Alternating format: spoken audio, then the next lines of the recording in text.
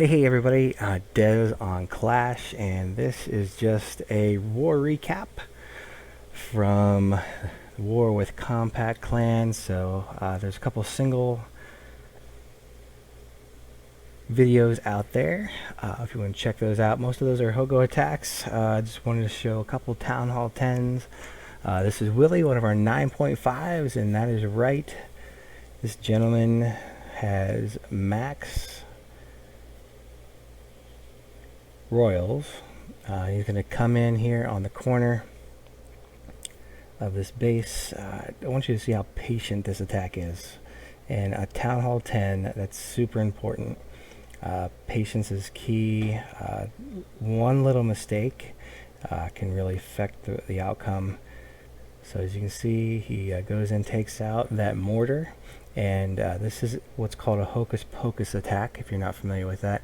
And the key to a Hocus Pocus is taking out the mortars and the wizard tower. So as you can see, the wizard tower was being tanked, and then the undead, the witches are dropped to summon their undead army, and they're just going to wreak havoc, particularly if you've got a single-sided inferno like they do here, and he comes right at that single-sided inferno.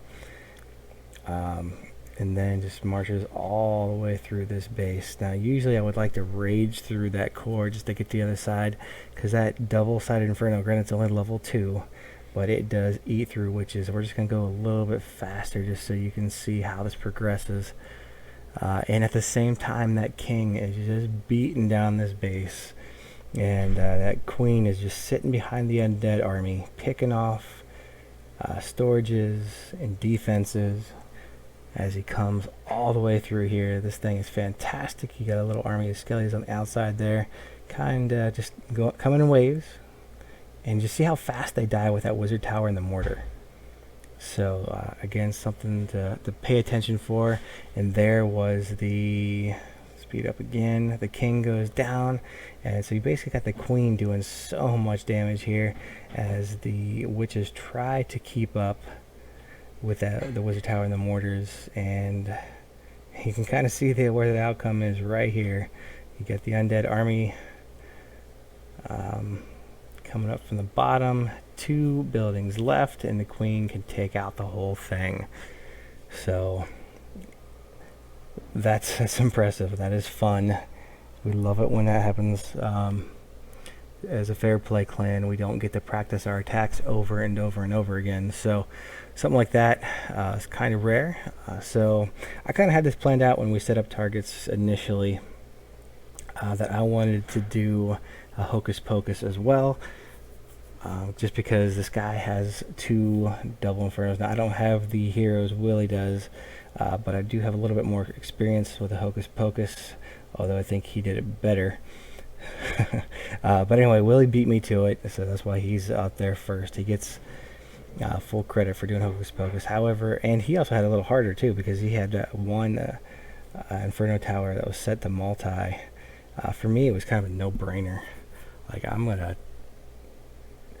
march through this dude in no time. So if you see somebody with multi, if they have their Inferno Towers on single, all you gotta do is get the witches to them, and they're gonna take care of it, as you can see. So still 2 mortars left. On the bottom side, we got a golem tanking that side, and the king is up top. No, he's dead, sorry.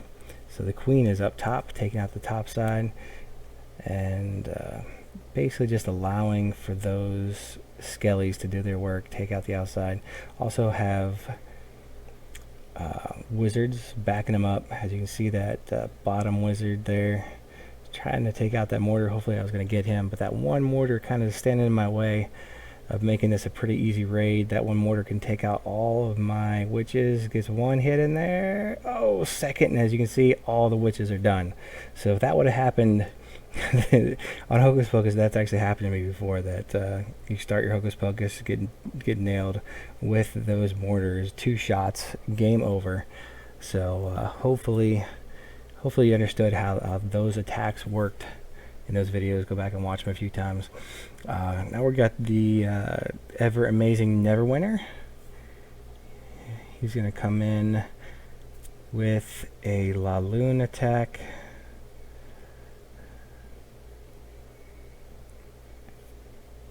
And kind of the same thing with Hogs, basically same style. So you either got a Shattered, you got a Stoned, which is 3 golems, or you've got a Cold-Blooded, which is 1. I don't know where those names came from. I understand the Stoned, whatever. Doesn't really matter, that's what they're called. So anyway, he's got his kill squad coming up to the center, gets in the base, boom, all 4 Teslas pop. They've got the Hound kind of going to be annoying to the King, and so the King's doing a lot of tanking there, and he finally goes down. But here come the Lava Hounds and the Balloon Parade to follow, and as you can see, Never is going to wrap it up.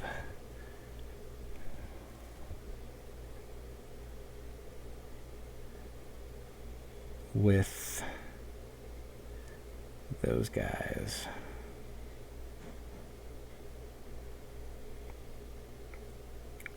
Yeah. So total annihilation there. Queen is still up. She's still at full health. The pups are kind of have a nice little spread there. You'd like to see a couple more of them, particularly with all the loons bunched up. And so you got most of the force kind of walking around the outside of the base. Loons trying to catch up, and they're not going to really get to do anything as the Queen and the pups take out all the garbage for another Neverwinter 3-star.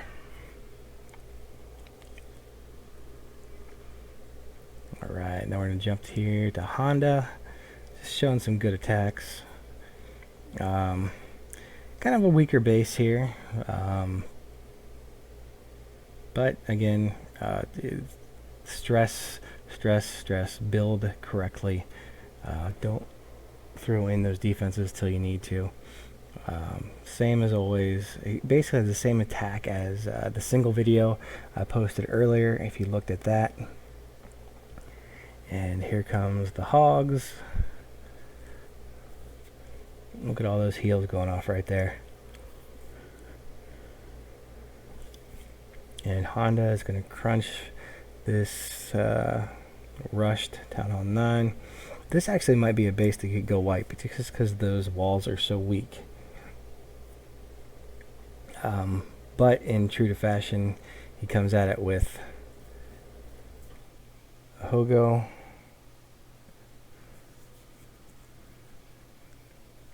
It's just such a great attack if executed correctly. And some clans out there are making it so their clan can't do go wipes, and we're kind of on that borderline too, because we want our people to be proficient for whenever we do hit those anti 3-star bases, that we can hog them or La Lune them, and so that's what you want to see. Alright, here we're going to jump to SOD. He is one of our 8.5s. And this is what you want an 8.5 to do. Again, this base is right at his level. He's number 22. This person's number 23. Exactly where you want him to go. The skill level you want him, you want to see. And he's just going to march through again. Another Hogo. Kind of a wall breaker fail there. He finally gets in. Here comes the clan castle. The jump spell right in the middle. Now, since there's a wall breaker fail, he probably should have waited. That was a good placement. However, had he dropped it in those bottom 3 compartments, he could have sucked everybody up a little further. But finally, the golem that was beating on the wall says, hey, I don't have to go that way. I can go this way. And kind of gets in front, which kind of saves the raid there. And now both golems are in the core, tanking for the queen so she can just beat everybody up as the CC is down. Probably expecting some double giant bombs in the middle, but right now the hogs don't have any reason to go to the core because their next closest target is all around the outside. So that's what you need to path out. And as you can see right here, you might get a split, and you do. And there is a there is a bomb there. There might be one beside it, however we don't know because nobody went there.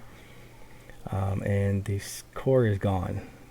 There's a double giant bomb right there on the top. Oh, phone call, sorry.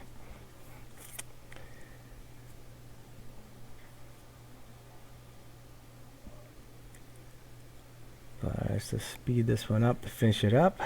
So anyway, that's what you're looking for on these Town Hall 9s lower level. This is what your 8.5s, you want them to do consistently.